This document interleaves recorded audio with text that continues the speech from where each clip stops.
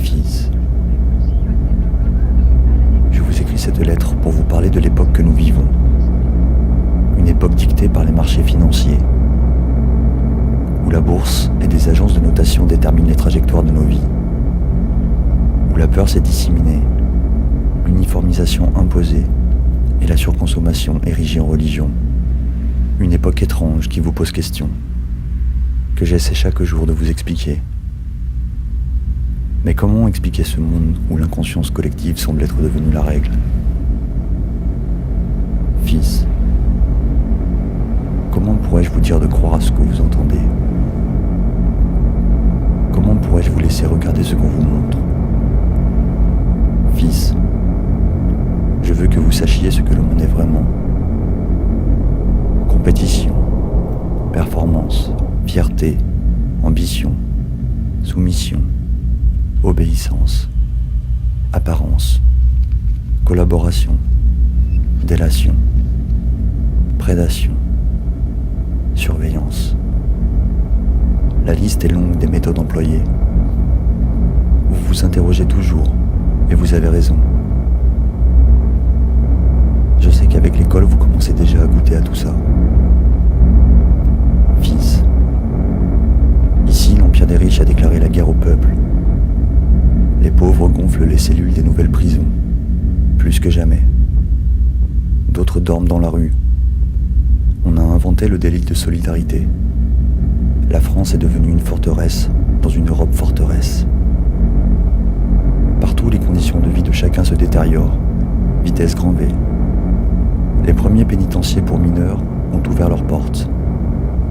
Fils, sachez qu'ici, on enferme même les enfants.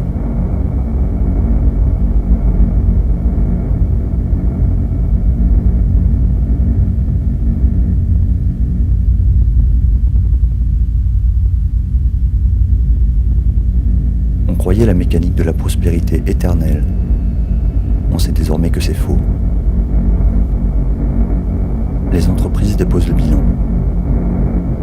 Des salariés se suicident. Les usines ferment.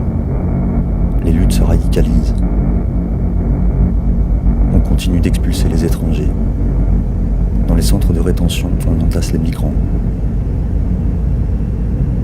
Les systèmes de surveillance et de contrôle continuent de prospérer. Loin, bien loin du Père Noël. Sur Internet, le webbot s'autoproclame conscience de l'humanité. Le nouveau dieu technologique prédit l'apocalypse. Comme les curés, il ment.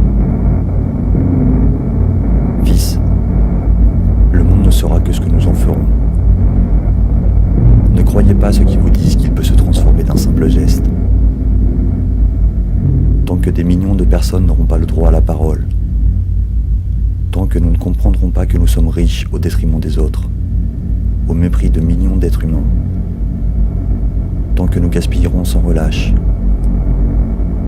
tant que nous marcherons sur la tête, tant que nous courberons les chines. Fils, pour savoir où on va, il faut savoir d'où on vient. Mais il faut rêver, inventer et s'attaquer à ce qui nous oppresse. Il faut commencer à vivre et à imaginer ce que nous désirons avec les autres.